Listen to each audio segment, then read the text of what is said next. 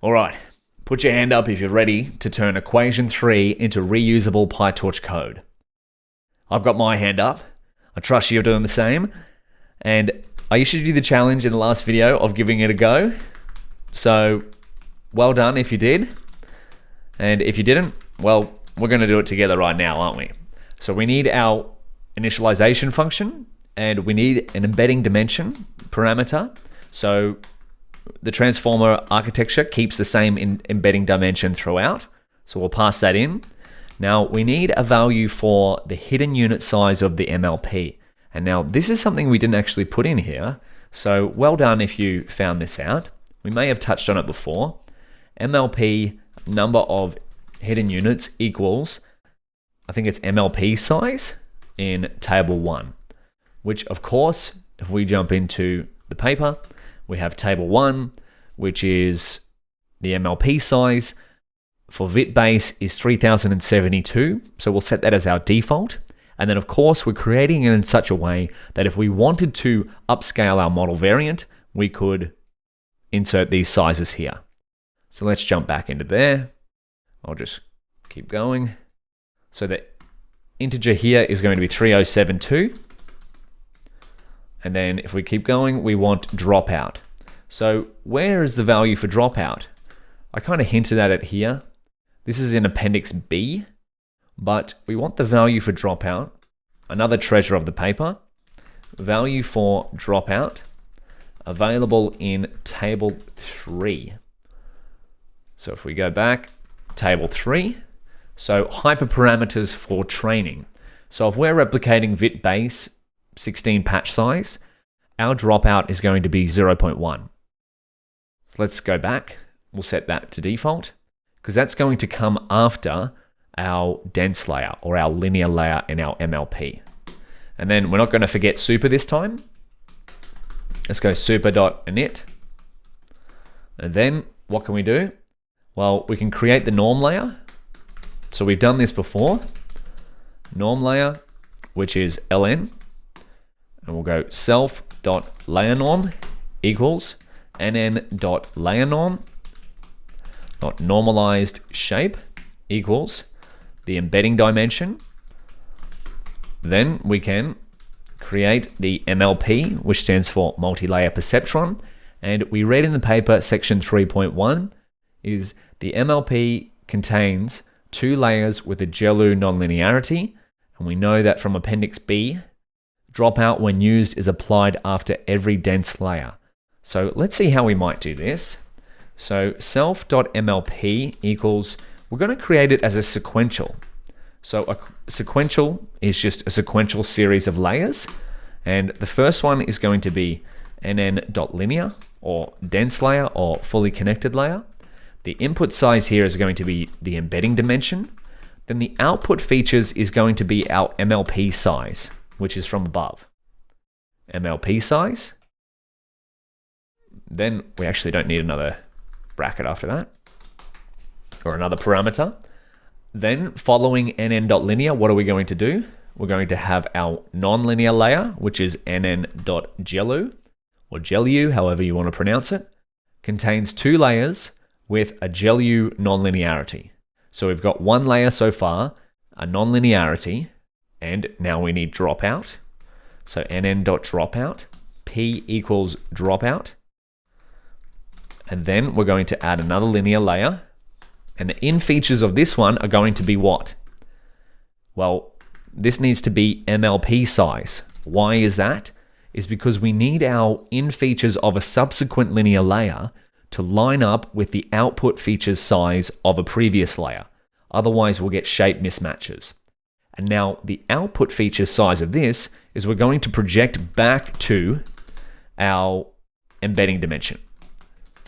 So what happens here is that we get in features, which is the size of embedding dim. We use this layer to project to a larger size to hopefully capture some more information. So the larger size is there, and then we squeeze it back to the embedding dimension. And now whether this works or not, well, hey, hopefully the authors of the paper did this for a reason. And in fact, if you look at the results, if we go to results, it turns out, They got fairly good results with architecture design. Comparison to state of the art. Yeah, here we go. Pretty darn good results. So let's jump back into here. Then we'll finish off with nn.dropout. P equals dropout. So that's just going to get the parameter there. And so now we have the layer norm and we have the multi-layer perceptron. So if we jump to the keynote, what have we done? We've created a variable for this layer and we've created a variable for this layer. And so to put them together, what do we do? Well, we define a forward method. So we'll jump back to Colab. So def forward self, and we take in x. What are we going to do here? Well, we're just going to pass it through x equals self.layerNorm, x. Then we go x equals self.mlp, pass the output of the layer norm through our MLP, and then we can just return x. And we could also code this the same way, which is, or we could even go, I'll just do this all in one hit, return, I'll comment this out so we don't get errors though, return self.mlp, self.layerNorm over x. And that will probably also benefit from operator fusion, but this looks exactly, self.mlp, looks exactly like what we've got there, except of course for the residual connection. Now, I want you to have a think about how we might implement this if we wanted to, but we're going to do that when we create the transformer encoder. So with that being said, let's just write this, same as above. Let's test it out. Let's see what happens when we pass a tensor through this layer. So we'll go create an instance of MLP block. We'll call this MLP block. I'm just going to make this a little bit in the center of the screen. I always love doing a test forward pass. If in doubt, run the code. So embedding dimension is what? 768. We don't necessarily need to put that in because we've got that as default. Same thing here, but we're putting them in anyway. Both those values are from table 1 and dropout is from table 3. So we've got our MLP block. So now we're going to pass the output of the MSA block through MLP block. So we'll go patched image through MLP block equals MLP block, and then we'll go patched image through MSA block. Now, technically this is not the right order of doing things because we haven't yet included our residual connections. So if we go here, what we're doing is we're taking the output of this block that we coded up in the last few videos, and we haven't got the residual connection yet, but we're just seeing if the output shape of this layer can still pass through this block here. So this is not 100% correct, but we're just trying it out. We're checking the input and output shapes. So this patched image through MSA block is the variable that we got up here, which is the output of equation 2. So if we go down here, let's go print f equals input shape of MLP block. So we're going to go patched image through MSA block dot shape, and then we'll go print output shape of MSA block, and then we go patched image through MLP block dot shape. Now, what do you reckon is going to happen? Oh, well, we get the same input and output shape, but did the variables change? Let's have a look. So we've got that there, and we'll pass in the input. We'll just check the input.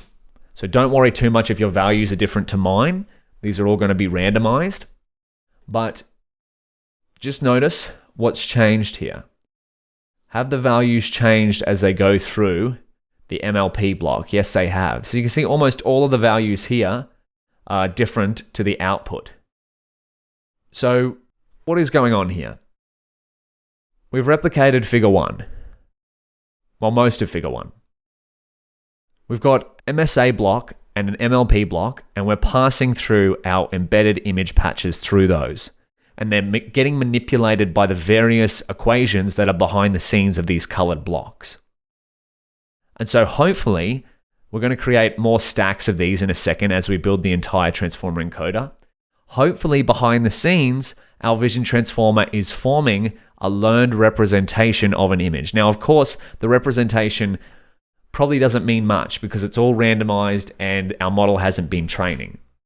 But hopefully, after it goes through a series of training iterations, this representation really well represents, in our model's eyes that is, really well represents our single input image. Now, we want that to be the case across all of our training data set so that we can use that learned representation to predict on unseen data, aka data from the test data set, or data that our model has never seen, a la custom images. So we've covered a fair bit here, but now we've got all the pieces of the puzzle to start replicating the entire transformer encoder. So you might want to give it a shot to create a PyTorch class and stack together equations 2 and 3. We've got the PyTorch code to do that. And then add in the residual connections. We haven't covered exactly how to do that, but I think with what we've covered so far, you could definitely give it a shot. So try that out, create a PyTorch class for the transformer encoder. And I'll see you in the next video.